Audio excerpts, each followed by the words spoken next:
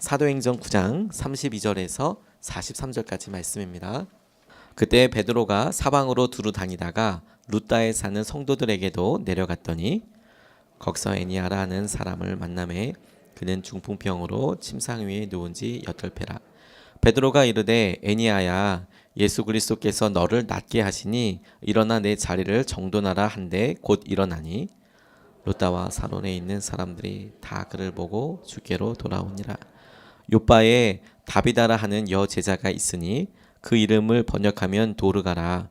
선행과 구제하는 일이 심히 많더니 그때 병들어 죽음에 시체를 씻어 다락에 누이니라.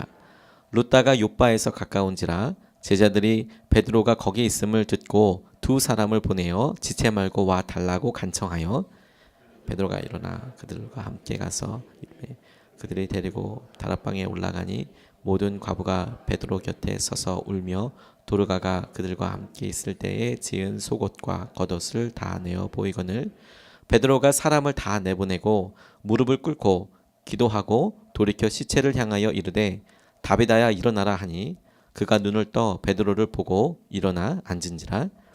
베드로가 손을 내밀어 일으키고 성도들과 과부들을 불러 들여 그가 살아난 것을 보이니 온 요빠 사람이 알고 많은 사람이 주를 믿더라. 베드로가 요빠에 여러 날 있어 시몬이라 하는 무두장이의 집에서 머무니라. 아멘. 성령님의 인도하심에 순종하는 특별한 새벽 16번째 날입니다. 하나님께서 사울을 기가 막히게 불러주셔서 그의 삶 가운데 주의 복음의 증인으로 바꾸시고 일으키시고 사용하시는 그런 장면들을 우리가 함께 말씀으로 기도하면서 살펴보았습니다.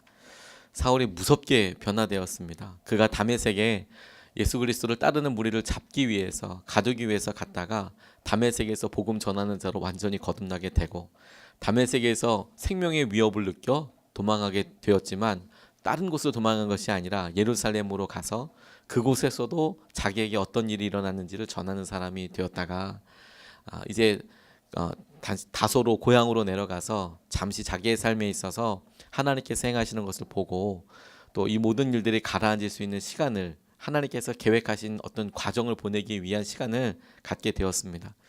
전도자로서 한 사람이 놀랍게 변화되는 것은 놀랍지만 하나님께서는 한 사람에게만 역사하신 것이 아니라 스데반의 죽음에서부터 시작해서 사도 바울을 만드는 데까지 뿐만 아니라 빌립과 그리고 모든 제자들을 통해서 동시다발적으로 열방과 세상에 예수님의 제자들을 사람들을 보내시고 그들을 통하여서 당신께서 행하시는 일들을 드러내셨습니다.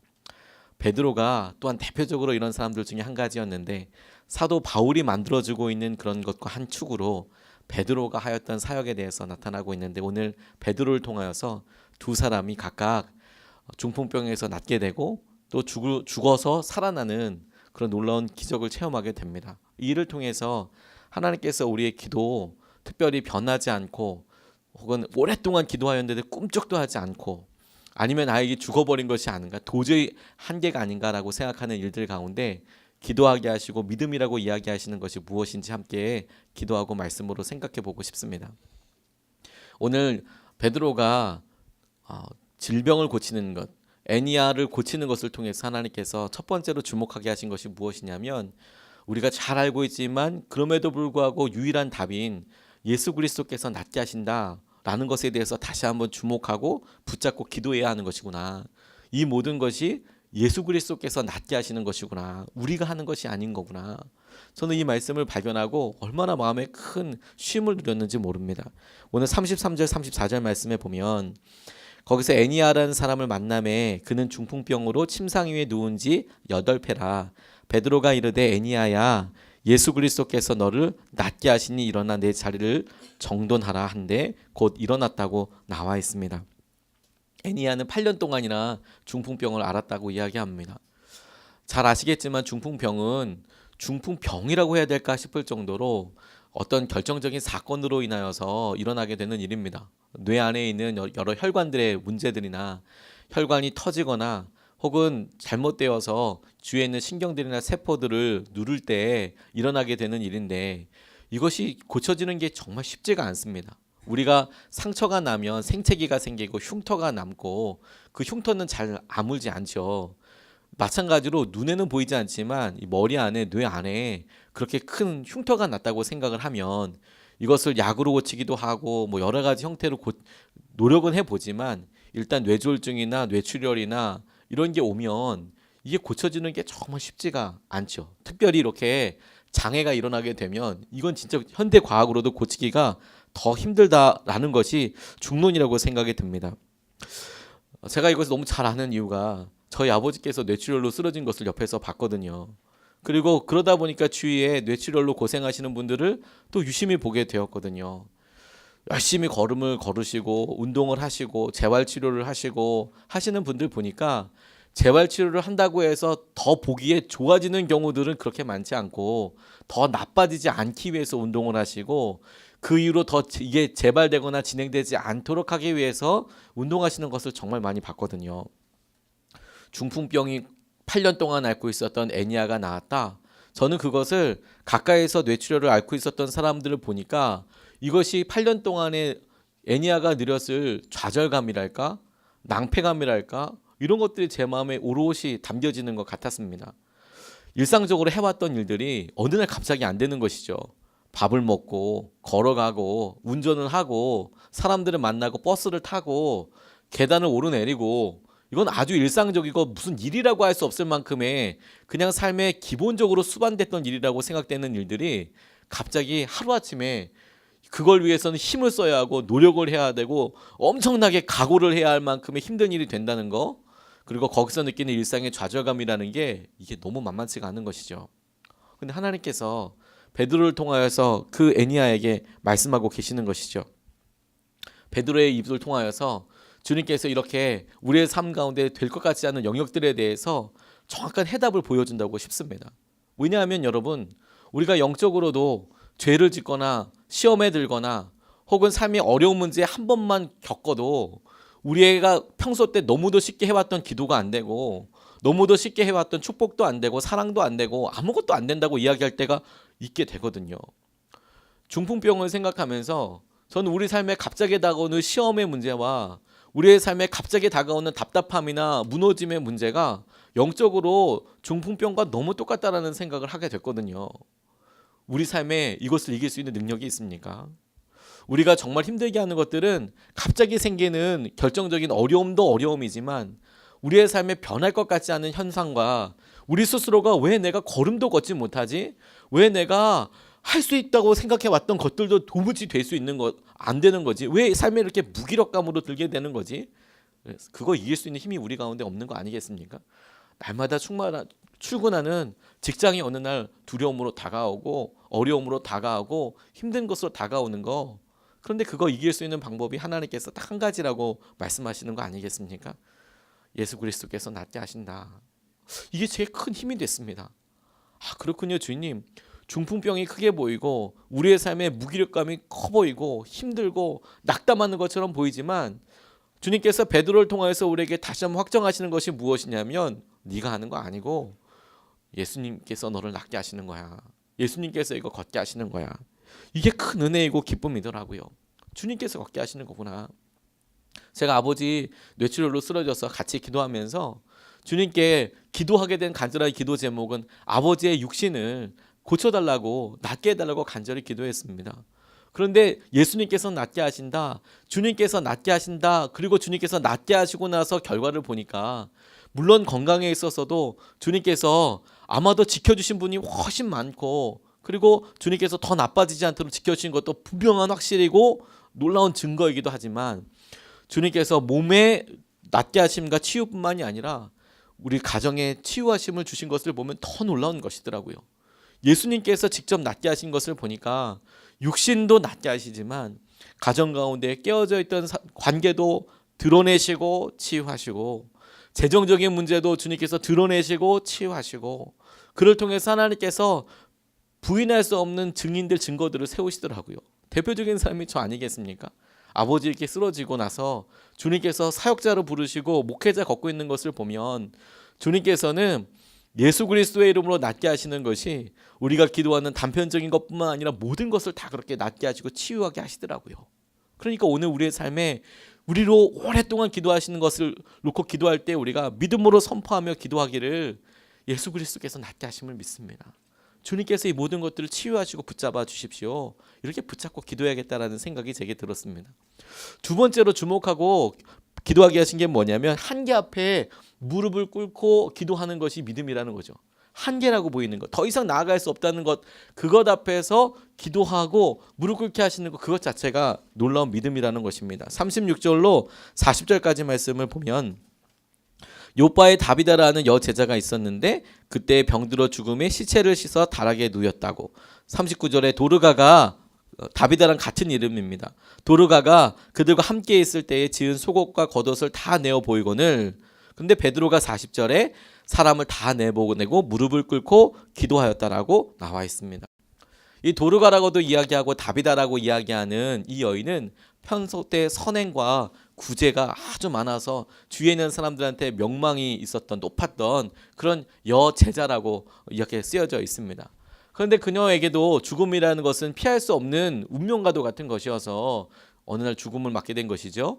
그런데 주위에 그녀를 사랑하던 사람들이 그녀를 위해서 해줄 수 있는 것은 다만 그 시신을 깨끗이 씻어서 다락에 얹어두는 것, 그냥 가만히 그렇게 모셔두는 것밖에 할 수가 없었습니다. 그리고 베드로에게 다시 요청을 하게 되는 것이죠. 우리가 한계라고 느끼고 있는 여러 가지 것들 중에서 가장 최고의 것은 죽음이 아닐까 싶습니다. 열심히 노력도 해보고 우리가 할 수 있는 모든 영역들을 다 해본다고 하지만 죽음이라고 하는 것은 우리의 힘으로 할 수 없는 분명한 우리의 삶 영역 넘어서 있는 것이니까 사랑하는 사람들이 아프고 힘들어도 결국에 하나님 나라에 가게 되면 아프지만 하나님께 올려드려야만 하는 결정적인 한계라고 싶은데, 그런데 죽은 도르가를 두고 하나님께서 하신 일을 보니까 그 한계, 죽음이라고 생각되는 우리의 인생의 아주 총괄적인 한계에 대해서 믿는 사람, 믿음의 사람들이 보여주게 하시는 태도가 있더라고요. 많은 사람들이 믿음이라고 이야기하면 죽는 사람이 혹은 죽을 사람이 다시 살아나는 것 혹은 치유되는 것, 살아나는 것을 믿음이라고 이야기하더라고요. 그건 진짜 분명히 중요한 믿음임에 틀림없습니다. 맞죠? 죽을 수밖에 없는 사람이 살아날 것이다. 굉장히 귀한 믿음이죠. 죽은 사람이 살아나게 될 것이다. 진짜 놀라운 믿음이죠. 그런데 여러분, 그것만큼 더 충분한, 그것만큼 절대로 빠지지 않는 더 놀라운 믿음 한 가지가 있는데 그게 뭔지 아십니까? 죽은 사람 앞에도, 내가 분명한 한계라고 생각하는 것 앞에도 이것이 한계라고 생각하지 않고 무릎 꿇고 기도하기 시작하는 게 진짜 믿음이라는 거예요. 베드로가 그가 기도하여서 다비다를 살리고 하나님께서 행하시는 것들을 보게 되죠. 그런데 우리가 바로 앞에서 보지 않았습니까? 예수님께서 낫게 하신다, 예수 그리스도께서 너를 낫게 하신다 라는 것을 정말 믿는다면, 믿는 사람들에게 있어서 믿음이 진짜로 드러나는 순간은 언제이냐면 기도에서 죽은 자가 살아나는 것도 놀라운 믿음의 결과이지만 진짜 믿음을 쓰는 때는 언제냐면 내 앞에 사랑하는 사람이 죽어 있는 겁니다. 한계가 있는 겁니다. 도저히 뚫어질 것 같지 않은 겁니다. 그런데도 그 앞에 무릎 꿇고 기도하는 거예요. 왜냐하면 포기하지 않는 거죠. 왜냐하면 우리에게 마지막 한 가지 방법이 남아있는데 하나님께서 여전히 역사하시고 붙잡으시고 일하실 수 있는 그 방법이 우리에게 남아있는 거 아니겠습니까? 그러니까 저는 베드로를 보면서 와, 우리 가운데 우리에게 능력이 있어서 죽은 자를 살릴 수 있는 능력은 없지만 그러나 우리에게 베드로와 똑같은 믿음이 있더라고요. 그게 뭐냐면 여러분, 우리 안에 죽을 것 같고 우리의 재정이나 관계나 자녀들이나 부모들이나 회복될 것 같지도 않고 이미 모든 것들이 다 끝나버린 것 같은 그런 일에도 우리도 예수 그리스도께서 낫게 하신다는 것에 대한 확신이 있으니 베드로처럼 우리의 그 죽은 것을 향하여 기도할 수 있겠더라고요. 무릎 꿇을 수 있겠더라고요. 그러면 여전히 주님께서 행하시는 것들을 우리가 볼 수 있겠더라고요. 기도를 시작하는 것이 중요한 것이듯 우리나라에는 그와 같은 아주 놀라운 그런 체험 한 가지가 있습니다. 우리나라에 성령의 대부흥이 있었던 것을 우리가 잘 알고 있죠. 그런데 그때쯤에 한 선교사님이 이런 글을 쓰셨습니다. 1906년에 스왈런 선교사님이라는 분이 한국에서 있었던 그런 큰 부흥을 목도하면서 놀랐던 것이죠. 그런데 부흥이라고 얘기할 때 이 부흥은 1907년에 있었던 평양에서 시작했던 대규모 그런 회개 운동이 아니라 이미 1904년서부터 교회들이 이렇게 부흥하고 많이 늘어나기 시작했습니다. 그런데 선교사님들이 보기에 이것만 해도 대단한 거였거든요.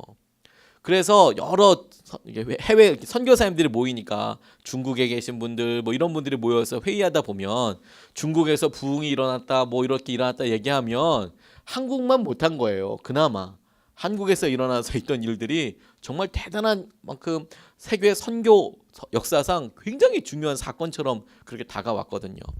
그래서 아 이게 좋구나 이 정도이구나라고 생각하고 있는데 1906년 9월에 서울에서 뉴욕의 하워드 애그뉴 존스턴이라는 분이 1905년에서 6년까지 있었던 인도의 카시아 지방에서 2년 동안 8,200명의 회심자가 세례를 받은 그런 일에 대해서 간증했다고 합니다. 서울에서 카시아 지방이라는 인도의 지역에서 8,200명이 1년 2년 사이에 세례를 받고 집단으로 주님 앞에 회심하는 일이 있었다라고 이야기를 한 거죠.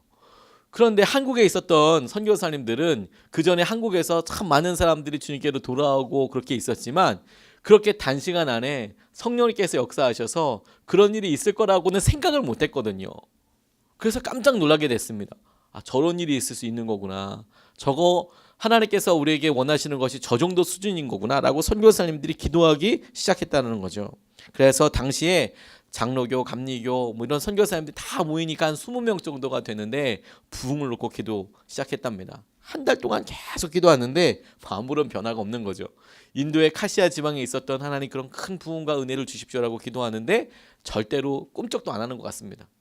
선교사님들이 보시기에 해외에서 사신 분들 계시겠지만 그곳에 성도들이 변하고 교회가 세워지는 거 정말 절벽같이 느껴지고 절대 안 된다고 느껴질 만큼 답답한 일이거든요. 대한민국이 조선이 딱 그랬습니다. 움직일 것 같지 않았습니다. 그런데 한 달 동안 기도하니까 그 중에 한 분이 이렇게 이야기했습니다. 우리가 약 한 달을 기도해 왔으나 아무것도 특별한 일이 일어나지 않지 않느냐. 기도에 중단합시다. 기도에 중단. 맨날 모여서 기도하는 거 하지 말고 우리 집에서 대충 기도합시다. 이렇게 선교사님들이 진짜로 이야기했다는 거예요. 날마다 기도하지 말자고. 이거 안 되나 봅니다. 우리나라는 여기 조선은 이 정도가 맞는 것 같습니다라고 이야기했다는 것이죠.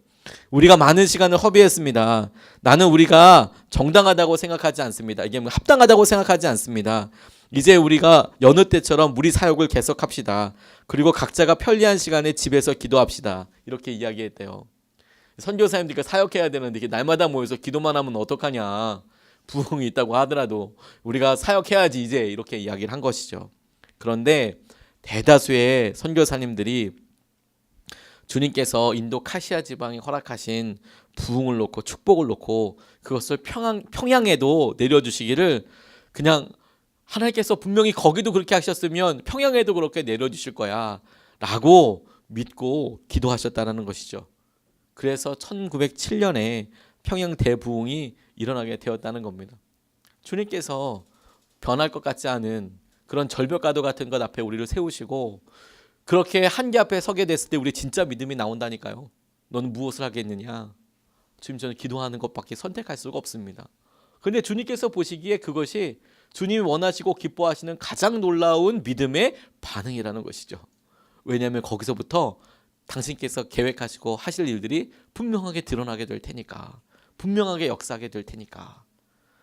하나님께서 여러분 예수 그리스도를 우리에게 주신 것은 예수 그리스도께서 낫게 하시기 때문에 그렇습니다. 우리의 능력이 아니라 예수 그리스도께서 우리의 오래된 낭패감과 좌절감과 낙담을 친히 고치시고 치유하실 것이기 때문에 그렇습니다. 그리고 주님께서 우리에게 여러 한계 상황에 있을 때에도 우리는 끝까지 믿음으로 반응할 수 있습니다. 죽었다 살리는 능력은 우리에게 없고 그건 주님께 있는 거니까. 하지만 죽은 자 앞에서도 우리는 무릎 꿇고 기도할 수 있는 믿음이 우리에게 있고 우리가 선택할 수 있습니다. 이번 한 주가 아니 오늘 이 시간이 주님께서 우리에게 주시는 치유하시고 살리시고 그리고 우리를 통해서 놀랍게 당신의 은혜를 드러내시는 시간이 되시기를 주님의 이름으로 간곡히 권면합니다. 우리 같이 말씀 붙잡고 기도하겠습니다.